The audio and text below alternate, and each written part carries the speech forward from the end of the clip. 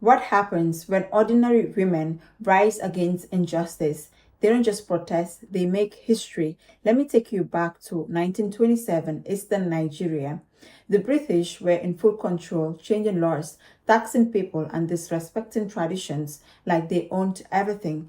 And then they made their biggest mistake.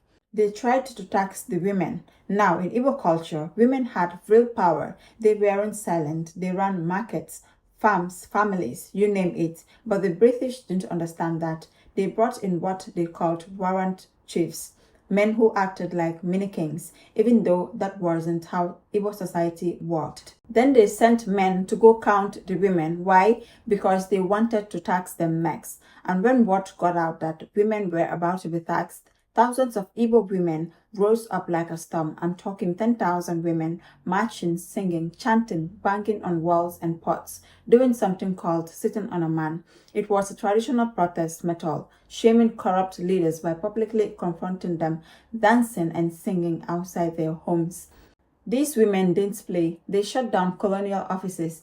They burned down buildings. They made their voices unignorable. The British were shocked. They weren't used to African women fighting back, but the Arab Women's War was one of the first major anti-colonial movements in Africa, and it was led by women.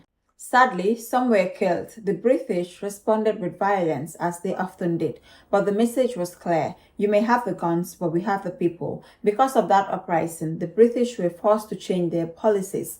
They slowed down the tax plans. They stopped underestimating women. So next time someone tells you women don't start revolutions, tell them about 1929. Tell them about ABBA. Tell them about the women who roared so loud, even the empire had to listen.